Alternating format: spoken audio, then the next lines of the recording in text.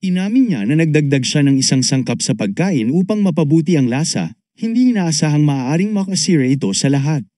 Pumayag siyang akuin ang responsibilidad, ngunit kasabay nito, inamin din niya na siya mismo ang may kasalanan sa walang ingat na pag-akusa sa kanila. Hindi ko alam kung paano nauwi sa ganito. Siguro ilabis akong nahumaling sa isang bagay, sabi niya sa sarili, iniisip ang kanyang mga sinabi. Makaraan ng ilang sandali, si Damho at ang kanyang kapatid ay nasa barko na. Ipinaliwanag ng babae na may dahilan kung bakit niya ginawa yon, dahil karamihan sa mga tao ay hindi naniniwala sa impyerno hanggat hindi nila ito nararanasan.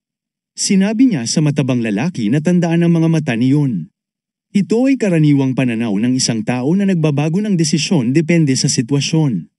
Ang ganitong uri ng tao ay mahina sa harap ng malalakas ngunit mas malakas kumpara sa mahihina.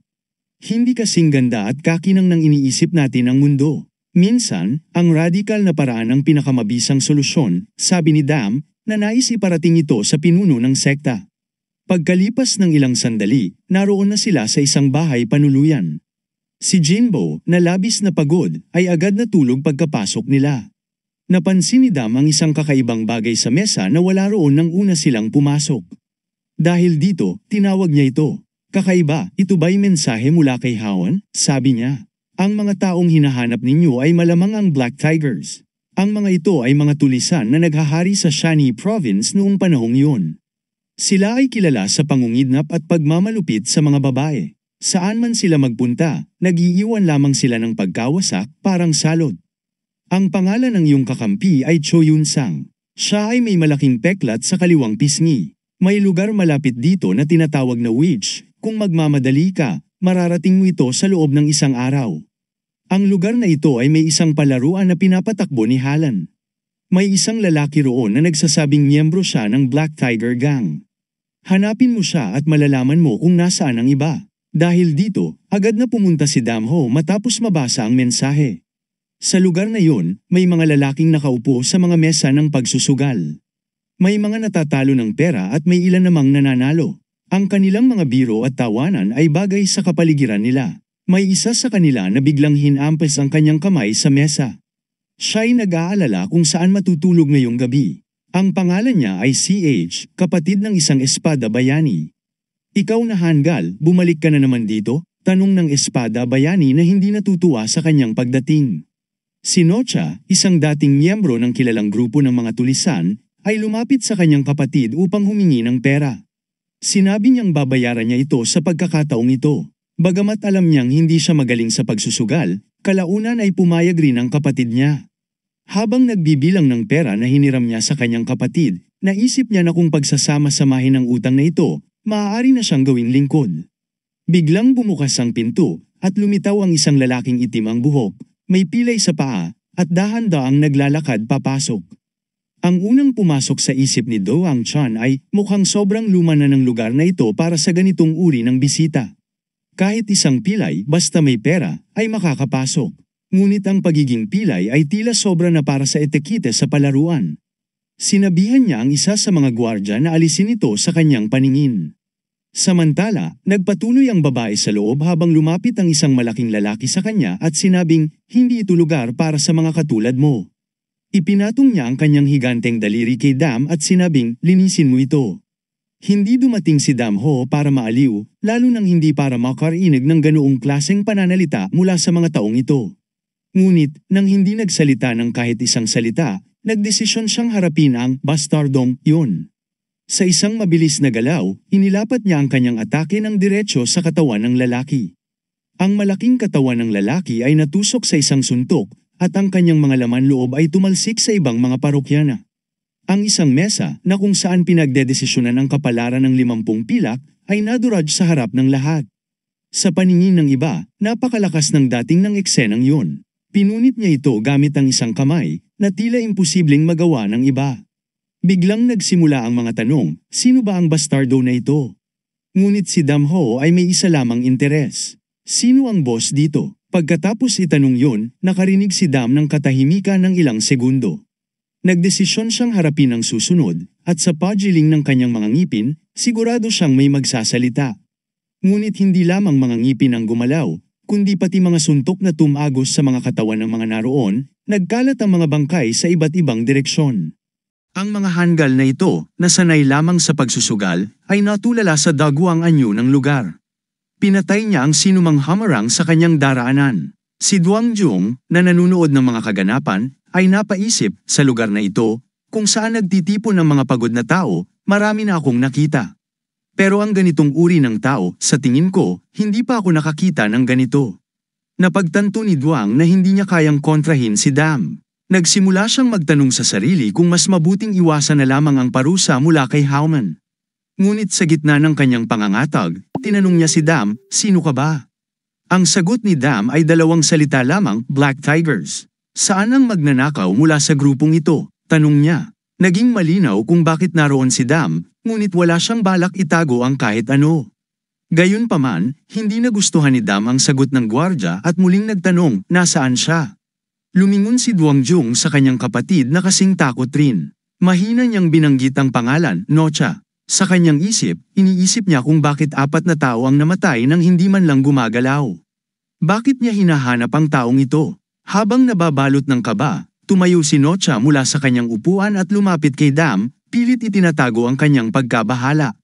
"Matagal na tayong hindi nagkikita," sabi ni Dam. Muling nagtanong si Dam, "Kilala mo ba ako?" "Oo, kilala kita," sagot ni Nocha, nanginginig. "Hindi kita nakalimutan kahit isang saglit." Naging malinaw kay Nocha na may malalim na galit ang binatang ito laban sa kanya. Nagsimulang magdahilan si Nocha habang nanginginig, "Hindi ko alam kung sino ka, Ginoo." "Ito'y ayos lang," malamig na sagot ni Damho, ang kanyang tinig ay kasambigat ng yelo. Habang dahan-dahan at paika-ikang lumalapit si Damho, sinabi niya, "Matatandaan mo ang lahat sa tamang panahon, at dahil dyan, magiging maayos ang lahat." Hindi siya tumigil sa pagsasalita, ngunit napansin ni Nocha na kahit gaano siya kalakas, pilay pa rin siya. Hindi yun kahinaan, naisip ni Nocha. Ibig sabihin, may pagkakataon akong makatakas. Lamingga-lingga siya patungo sa pintuan, ngunit bago pa siya makatakbo, nasa tabi na niya si Damho. Bigla siyang nakatanggap ng malakas na suntok sa panga na halos ikawala niya ng balanse. Pagkatapos ng suntok, humarap si Dam sa kanya ng tila kalmado ngunit puno ng determinasyon. "Hindi mo talaga naisip na makakatakas ka," sabi ni Dam. Sa bawat galaw, isinali ni Dam ang kanyang galit sa bawat suntok. Nararamdaman niya ang panginginig ng bawat himaymay ng kanyang katawan sa tindi ng puot. Kahit na hindi pa sapat iyon upang maibsan ang kanyang galit, bawat hampas ay naglalaman ng maliit na bahagi ng kanyang puot, tila inihahatid si Nocha patungong impyerno. Sa bawat talsik ng dugo, bawat hininga ni Nocha ay parang patunay ng puot ni Dam. Hindi nagsalita si Dam, at ang katahimikan ay mas nakakatakot pa sa anumang sigaw. Ang katahimikan sa paligid ay nakakapangilabot, parang nagbabadya ng unos. Ang mga taong nanonood ay nanginginig, tulad ng mga naunang saksi sa marahas na atake ni Dam, puno ng takot at pag-aalala sa kung ano ang susunod na mangyayari. Matapos bugbugin ng husto si Nocha, tumayo si Dam sa kanyang harapan at sinabi, "Okay lang." Hindi agad namamatay ang tao ng ganito, pero mananatili silang patay sa loob. Tumingin siya kay Nocha ng puno ng galit at nagtanong, "Bastardo, hindi mo pa rin ba naiintindihan ang pagkakamali mo?" Dagwang sumagot si Nocha, dinura ang dugo mula sa kanyang bibig at sinabing, "Ano? Ano ba ang ginawa kong mali?" Sa malamig na tono, sinabi ni Dam, "Hindi mo pa rin naaalala?" Napuno ng pagkamuhi ang kanyang tinig, walang bahid ng alinlangan sa kanyang layunin. Binigyan ni Dam ng pahiwatig si Nocha, 18 taon na ang nakalipas, sa probinsya ng Shani. Inulit ni Dam ang mga salita, at nagsimula ng maghanap si Nocha ng anumang pahiwatig mula sa kanyang alaala. "Shani, ano ang nangyari noon?" Mariing hinawakan ni Dam ang kanyang kwelyo at tinanong siya ng sunod-sunod, tulad ng bakal na handang maghiwa ng laman. Noon lang unti-unting bumalik ang mga alaala kay Nocha. Ito ang panahon kung kailan ang Black Tigers ay naghasik ng pinaka-brutal na pagpatay. Ang kanilang mga kamay ay nababalot ng dugo ng mga inosente. Wala silang sinasanto, bata, matanda, lahat ay pinapaslang, at walang tsansang makatakas. Iniiwan nila ang mga bangkay sa lupa, walang awang pinuputol ang leeg ng mga biktima. Ang kanilang kasiyahan ay nakabatay sa bawat sandali ng karumal-dumal na pagpatay. Walang emosyon ang mga Black Tigers para sa kanilang mga biktima. Biglang bumalik sa isipan ni Nocha ang imahe ng isang maliit na batang lalaki na nakatayo sa gitna ng karumal-dumal na eksena. Bagamat hindi niya matandaan ng malinaw, ang kakaibang tingin ng bata ay nanatili sa kanyang alaala, ang tingin ng isang hayop na handang sakmalin ang sinuman sa daraanan nito. Dahan-daang tumulo ang luha ni Nocha, pilit niyang pinipigilan ngunit hindi na niya nakayanan. Naramdaman ni Dam na naaalala na ni Nocha ang lahat. Bakit, paano ka nakaligtas? Tanong ni Nocha, nanginginig. Walang sagot si Dam maliban sa malamig na pagsasabi na natili ako. Hindi ko kailanman kinalimutan ang araw na yon, kahit isang segundo. At kung paano ako nakaligtas, hindi na mahalaga. Ang mahalaga ay kung ano na ako ngayon. Habang nagmumurang tugon ni Nocha, naroon ang kakaibang kalmado sa kanyang boses na tila taliwas sa kanyang malupit na pagkilos. Sinimulan ni Damho ang marahas niyang pamamaraan, dahan-daang binasag ang mga buto, simula sa daliri, papunta sa palso, balikat, hanggang sa mga binti. Ang bawat daliri ay nabali, at ang bawat suntok ay nagdulot ng mas matinding sakit kay Nocha. Ang mga binti niya ang unang bumigay, nagkadurog-durog na parang maliliit na piraso ng kahoy. Ang mga daliri ni Nocha, na ngayoy nabali at nagmistulang nakatingin sa iba't ibang direksyon, ay parang tahimik na saksi ng kalupitang nagaganap. Ang kanyang mga sigaw at pagsusumamo para sa awa ay nag-uumapaw, ngunit tila walang nakikinig. Patuloy na sinasabi ni Dam na babasagin niya ang bawat buto ni Nocha isa-isa hanggang sa maglupasay ito sa sakit. Sa gitna ng matinding paghihirap, narinig ang nanginginig na pagsusumamo ni Nocha, kung kawan mo ako, sasabihin ko sa iyo ang buong katotohanan. Ngunit malamig ang sagot ni Dam. Hindi ako interesado, hindi yan ang dahilan kung bakit ako naririto. Habang hawak ang nabaling braso na nanginginig pa sa sakit, nagpatuloy si Nocha, mangyaring, magiging interesante ito para sa iyo. Ang iyong nakababatang kapatid, baka buhay pa siya. Sandaling natigilan si Dam. Makalipas ang ilang sandali, nakasakay na siya sa kabayo, hawak sa isipan ang pangalan ng nag-iisa niyang nakababatang kapatid, si Dame Garion. Naalala niya kung paano siya laging sumusunod sa kanya, parang anino. Bagamat hindi na niya maipinta ang mukha nito sa kanyang isipan, tiyak siya na maganda ito. Ang ideya na posibleng buhay pa ang kanyang kapatid ay nagbigay liwanag sa kanyang puso. Sa pamamagitan ng ngipin niyang nagngangalit, isinumpa niya ang lahat ng nangyari. Ang leader ng Black Tigers, si Zhou Yunsang, ang kumuha sa kanyang kapatid upang ipagbili kung saan man niya naisin. Tungkol sa bata, tanong ni Dam, nanginginig sa pag-asa, nasaan siya ngayon? Sa Hangan, sagot ni Nocha, may posibilidad na makahanap ka ng bakas doon. Ipinaliwanag pa niya na ang Henan ay isang probinsya ng Hunan, malapit sa Tonchong Lake. Ang biyahe papunta roon sakay ng kabayo ay tumatagal ng 3 araw. 5 dakilang bundok ang sumisimbolo ng proteksyon sa lugar, Taan sa silangan, Wasen sa kanluran, Hangan sa hilaga, at San sa timog.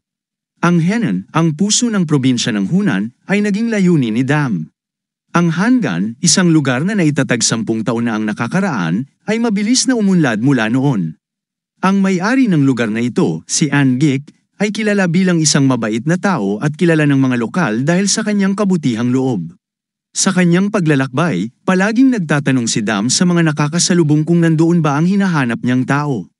Nagtataka ang mga tao kung sino siya at bakit niya hinahanap ang kanilang amo. Samantala, si Angik ay umiinom kasama ang isang kausap sa isang malaking mesa. Ang dalawa'y tila nag-uusap tungkol sa mahalagang negosyo habang umiikot ang kanilang mga baso ng alak sa kanilang mga kamay. Ngunit biglang naputol ang kanilang pag-uusap dahil sa tunog ng nababasag na kahoy. Si Dam Ho yon, walang awang nagwawala sa lansangan. Nagpasya siyang hindi na makipagtalo sa mga gwardya at dumiretso na lang, sinira ang napakalaking pintuan sa kanyang daraanan. Ang tagal nating hindi nagkita, sigaw niya ng malakas. Hindi ka agad nakilala ng may-ari kung sino ang kaharap niya. Kung pupunta ka rito para makita ko, dapat ginawa mo ito ng tahimik, sagot ng may-ari na may iritasyon. Talagang hindi mo ako natatandaan? Tanong nito, na nagbalik ng alaala ng nakaraan. Sa wakas, isang bihirang ngiti ang sumili sa mukha ng may-ari, ngunit hindi yun simpleng ngiti, sigurado siyang hindi magtatagal ay maaalala niya kung sino ang kanyang kaharap. Samantala, sa Western Guest House, abala si Jinbo sa paghahanda ng masasarap na putahe upang ihain para sa isang magandang babaeng inaasahan nilang bisitahin sila. Si So ang nag-utos na ibigay niya ang kanyang pinakamahusay na kakayahan sa araw na ito. Hawak niya ang isang malaking kutsilyo para sa paghiwa ng gulay, at tila nag-e-enjoy siya sa bawat galaw nito. Nagluluto si Jinbo hindi lang para sa bisita kundi para rin sa isang mahalagang tao para sa babae, ang kanyang malapit na anak. Dahil dito, nakiusap si So na ipakita niya ang lahat ng kanyang kakayahan.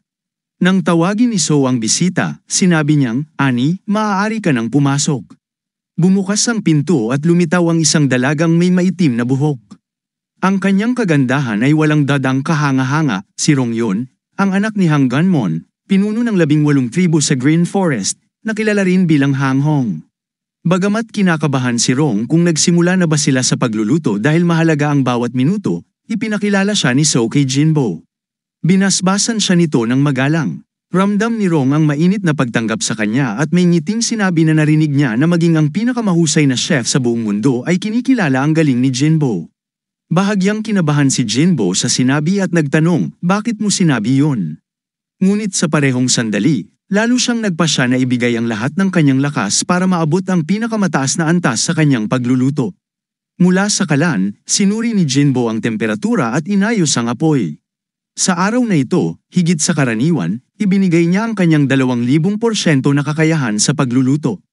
Ilang sandali pa, handa na ang hapunan. Tinawag niya ang mga babae at inanyayahan silang umupo sa mesa. Sa unang tingin pa lang, makikita mo ang lambot ng karne na natutunaw sa bibig, na nagbibigay ng kakaibang sarap. Gustong-gusto ni Rong ang sashimi at tila hindi niya mapigilan ang sarili sa pagtikim ng bawat kagat. Hindi siya makapaniwala kung paano naglalabas ng napakagandang aroma ang pagkain, salamat kay Jinbo, ang natatanging chef na humanga maging si So. Matamis na tumawa si So, masayang-masaya sa kanyang naging pagpili ng lugar. Swerte siyang nakatikim ng ganoong kasarap na pagkain. Gayunpaman, may pag-aalala pa rin si So kung magiging maayos ba ang paglabas ni Rong ng mag-isa at walang bantay. Tiniyak naman ni Rong na kontrolado niya ang sitwasyon. "Huwag kang mag-alala," sabi niya. "Hindi nila mapapansin ang pagkawala ko, at wala nang ingay sa Green Forest gaya ng dati." Ipinaliwanag pa niya, "Nandito rin ako kasama si Ilgan, ang komandante, isa sa pinakamagagaling sa Green Forest." Maraming tao ang hindi lubos na nakakaunawa kung sino talaga si Rong. Kapag binabanggit ang Kangho, ang iniisip ng marami ay ang Old Moon School o ang 5 henerasyon ng mga paaralan. Ngunit hindi kinakailangang mag-aral ng martial arts sa mga paaralang ito upang maging bahagi ng Kangho. Sino mang humawak ng espada ay maaaring maging bahagi nito.